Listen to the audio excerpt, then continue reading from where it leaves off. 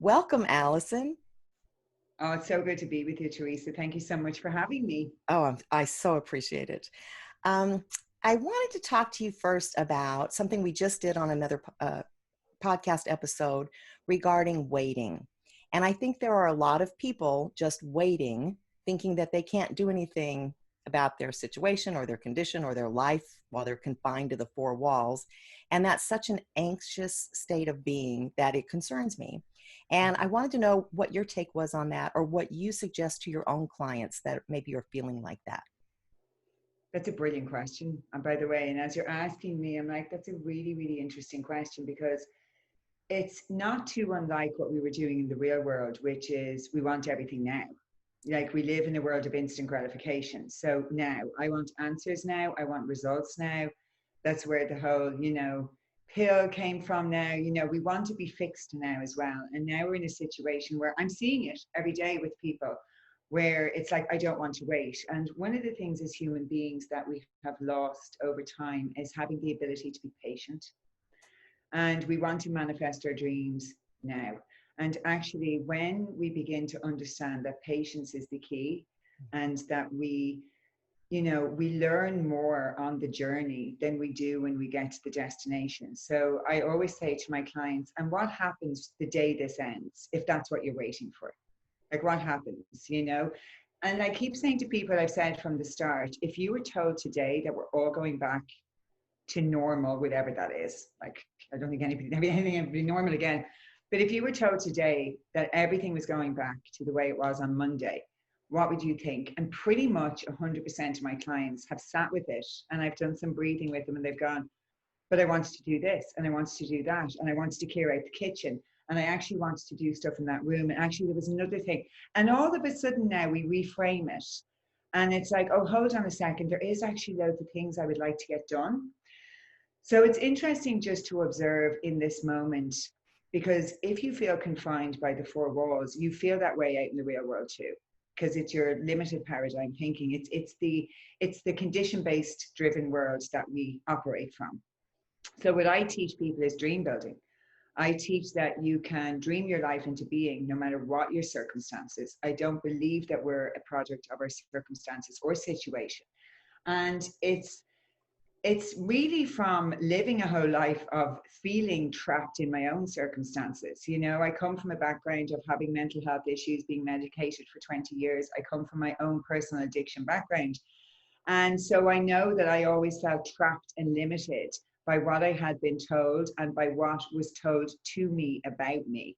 So it's interesting that when we begin to liberate ourselves and we begin to expand our thinking into a different type of thinking and a different way of being, we begin to see that anything's possible. And during this time, I have been working with clients who have experienced astonishing transformations, like astonishing transformations. Like one of my clients lost her job a few weeks ago and decided to just immerse herself in the dream building program. And now she has manifested a new job in the middle of quarantine. Like, she got a phone call. I have other clients who are like, okay, this is the time when they've lost their jobs. They're going to start putting down the blueprint for a new business.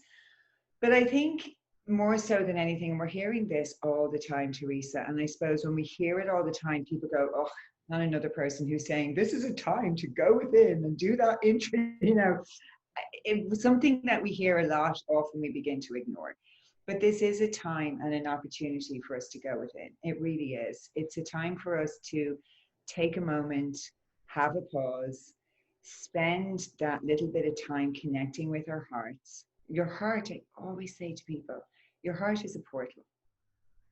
Dropping down into your heart, working with the heart energy is one of the most powerful things you can do in this life, no matter what the external circumstances or situations are. Great. That actually kind of leads to another thing I wanted to ask you about. I've heard you say that it's an inside out world, and that kind of sounds like part of what you're talking about here. So could you expand on that a little bit? Yeah, so I really do believe, because I was trained I entered the modeling industry at the age of 15. So I was trained into a world where it was the external world gave you your set of values and self-esteem. So how I looked each day, how I showed up, and it also depended on what someone said about me. Like, if that's what you're going to place your value and worth on every day, you're really walking a tightrope, of kind of not feeling very good and feeling vulnerable. And I used to wake up every day and go, oh, what will today bring? And I remember going into castings and people had looked through my book and some of them wouldn't even look at you. They'd still stay in the conversation and go, yeah, thanks. And I'm like, you didn't even look at a photo. So when we wake up and we're waiting for someone else to validate who we are, we could be waiting our entire lives to hear the one thing that we're waiting to hear. And when I started to learn in my journey inwards through meditation, and I started the journey through meditation in my late teens. So there was two lives running parallel. There was the modeling fashion industry, and then I was going on these retreats all the time. And I was going on these retreats, and then I was coming back from the retreat and going back into my normal life and wondering what was wrong. But my consistency and my ability to show up for myself wasn't there. So I was looking for someone else to fix me. Like I was going on a retreat and I was sitting there and I was going, okie dokie, fix me. Same in a therapist chair, the same with the doctor. Fix me, tell me, give me something, tell me what I need to do. And through many years of practice, I realized that it was all inside of me. And one of my teachers used to say that to me. He used to say to me, Alison, you have everything you need contained within. And I'm thinking, right, not quite sure what he's on about, but I'll go with it. And actually it was when I had my son. And all of a sudden life wasn't about me anymore. It was about a little person who needed me to be awake and aware to look after him. And I suffered postpartum depression and I became really disappointed in myself. But what I realized is that what was happening to me postpartum was a similar thread that had been running through my entire life. It was just presenting in a different form. So it was that sense of not feeling good enough, trying to be superwoman, worried about what people thought on the outside.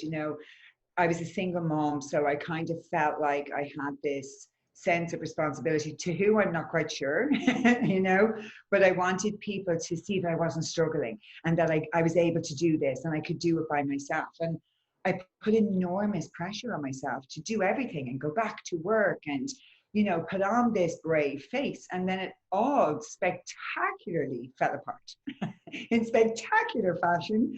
And what I realized in that moment was when I literally felt like I had nothing left, I just went within and I asked for help. And I really began to understand that when I went within, I was presented with answers and I was able to bit by bit begin to work on myself and start to work on my self-esteem and change my daily habits and incorporate meditation daily and eat really good food and get out and connect with nature. And I all of a sudden started to see that there was another way to be, there was another way to live. And I was like, this is an inside out world.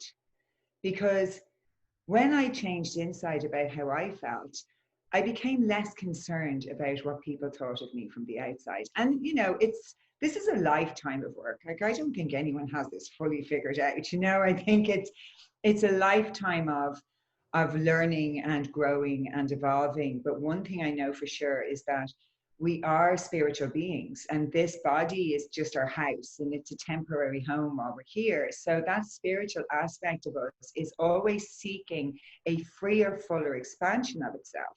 And because I didn't see it that way and I felt that this avatar was everything, of course it was. I was in the modeling industry.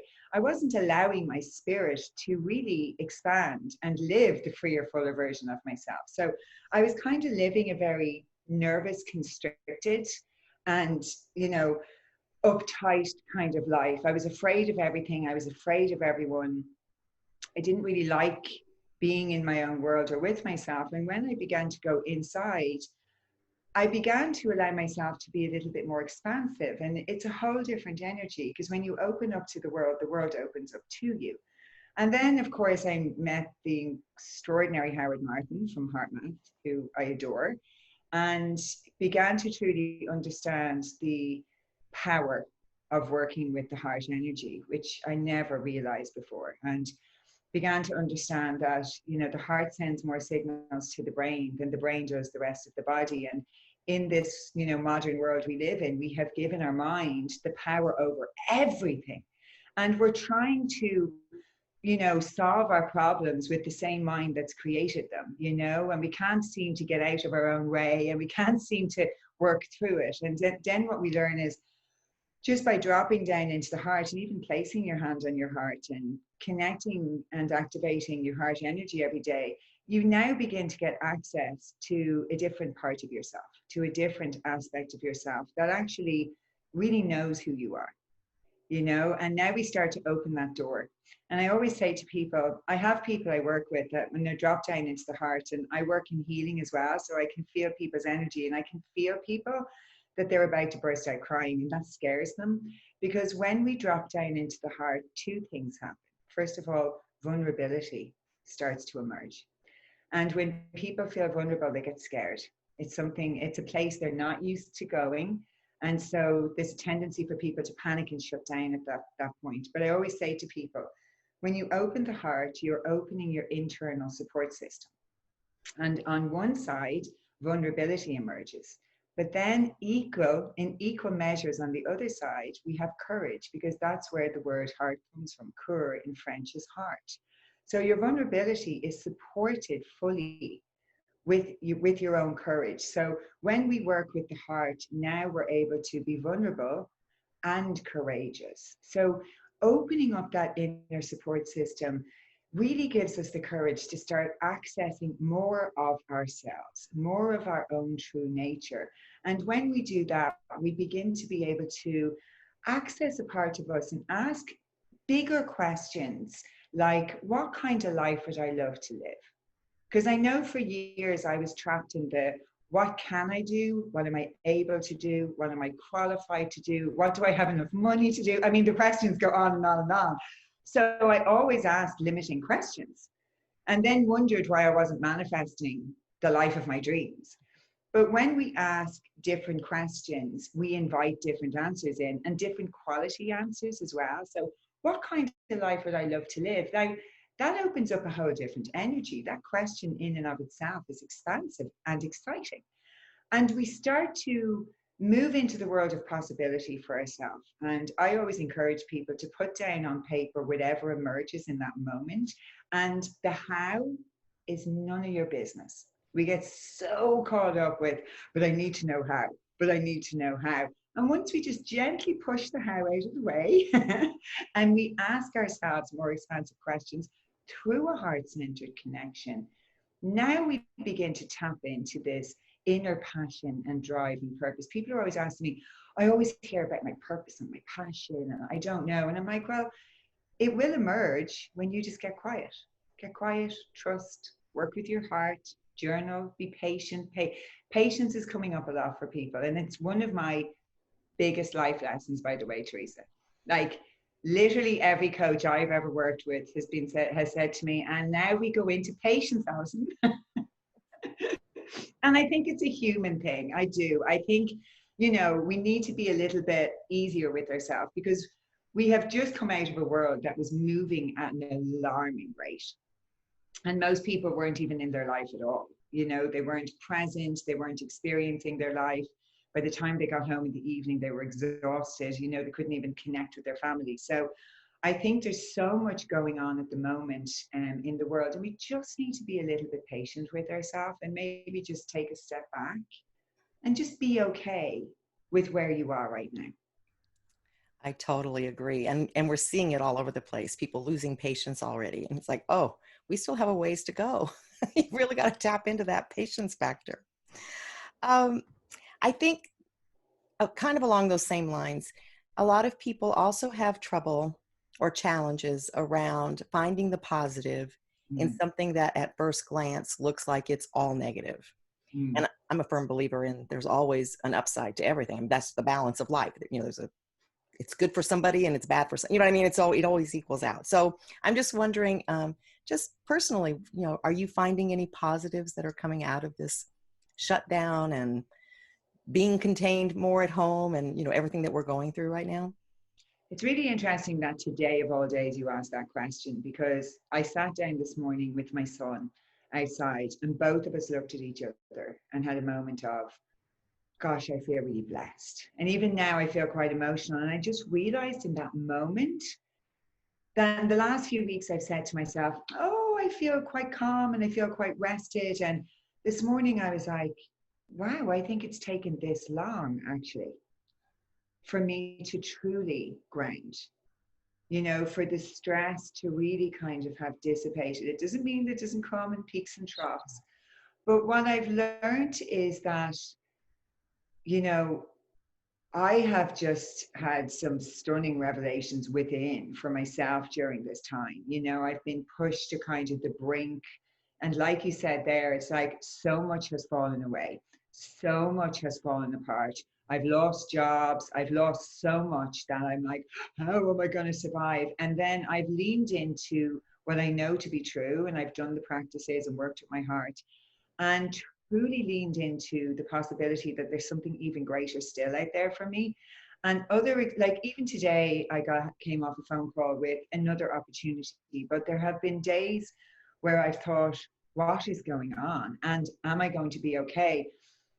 And I do have an inner core belief that there's a gift in every single thing that happens to us in this life. Like we might not immediately see the gift because you know we're kind of clouded in all sorts of different emotions and a heightened state of being.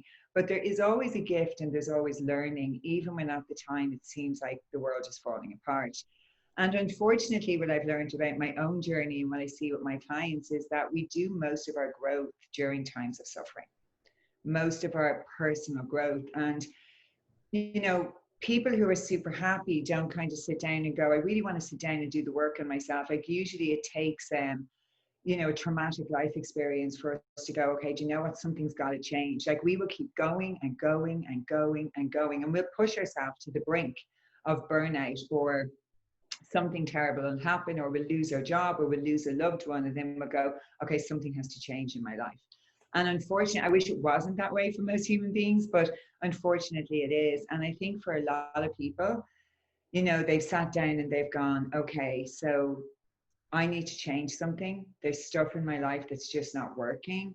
And no better time than now, you Very know, to true. use this opportunity to maybe just, I mean, the amount of people that are trying meditation now is blowing my mind.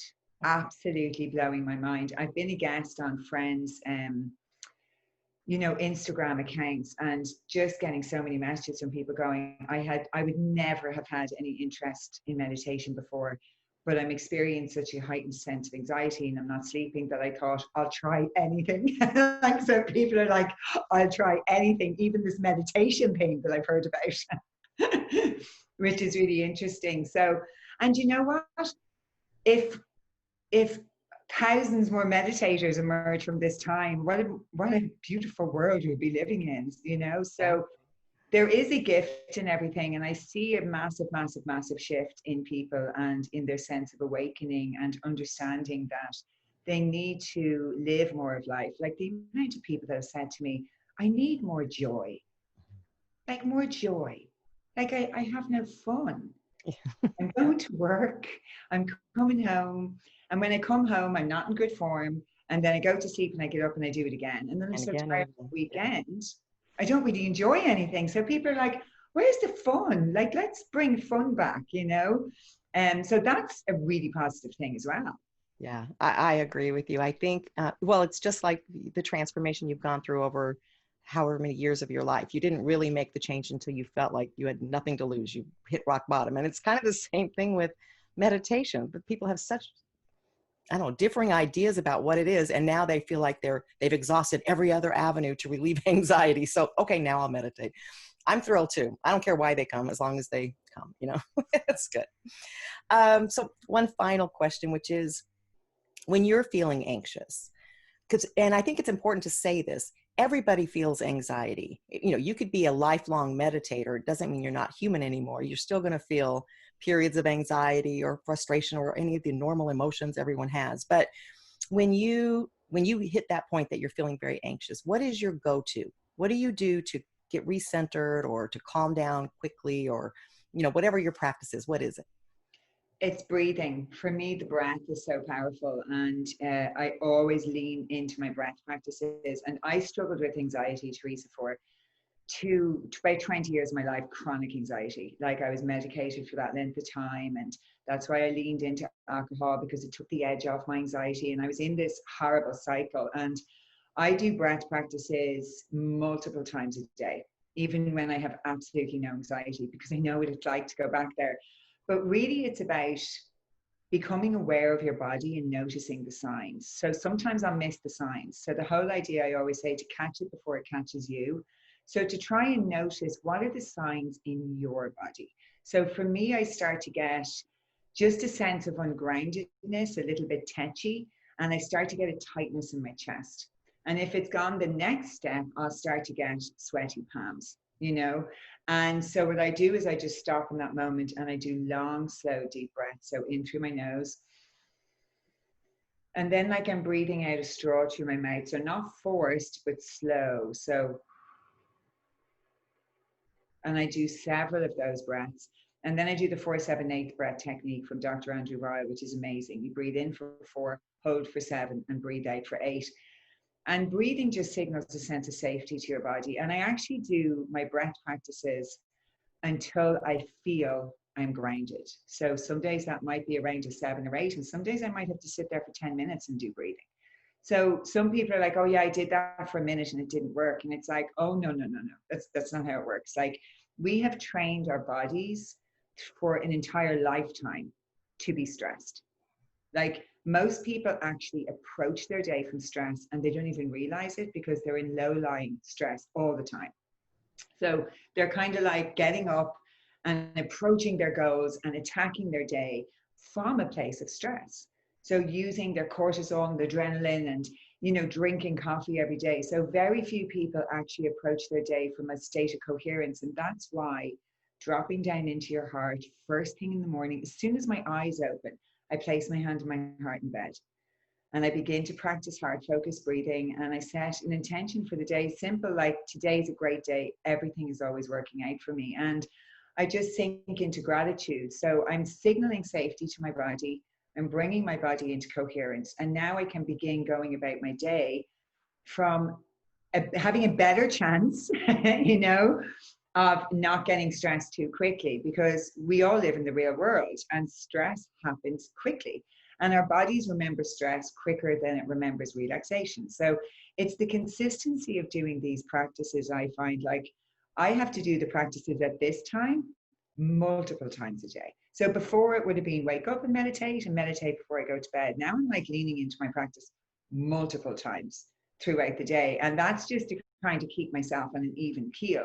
So that shows us that everybody is struggling right now to kind of keep themselves centered in some shape or form. And because there's such a sense of insecurity and misinformation and all of these things going on in the outside world, and we're trying to kind of find our place in this space at the moment that's unknown and uncharted territory. And, you know, it's kind of like we're walking the plank. You know, we're not sure when we're going to fall off or get to the end, or if we're going to be able to get back to safety. And so I always say to people, when you're feeling that and that overwhelm comes, just bring yourself home. And home to me is my heart. Bring yourself home. If you can't do anything else, go there and just take a deep breath and just be in that moment, and keep doing that as often as you need to. It's like I always kind of say to people, this is the way we should be, you know, bounce back ability just a little bit, but this is the way we all are all the time, 24/7. We wake up like that. And then people wonder why they get sick, because if you keep pulling this every day, it's going to snap. You know, there's no resilience there. So it's important, I think. I don't think these practices are optional anymore. I don't. I think they're actually essential. Yeah. You know, years ago I would have said, yeah, you can meditate if you want to, or if you don't. I'm like, I don't think they're optional. And I think that's truly what we're learning about this time. Yeah, no, that's really interesting, because I've shifted my message in the workshops we do, because I used to do the same thing and say, well, you could meditate, or you could, you know, I'd give them options. And now I'm saying, no, you must practice mindfulness. And like I'm dictating, but they do need to. So I very much agree with that. Well, I thank you so much for such useful and lovely information that I hope a lot of people will listen to and practice. I want to remind people too that if you're new to starting this, you may even need to set reminders for yourself to do it, because it's not a habit yet. But once you make it a habit, you'll find that you can much better self-regulate. You can remain calmer. When we're calmer, we make better decisions. We can think more clearly. And of course, we have more creativity. And I think all of that is very necessary right now, maybe more than ever. So thank you, Alison, so much for sharing. Thank you so much. It was such a pleasure. Thank you, Teresa. Stay well. Bye-bye.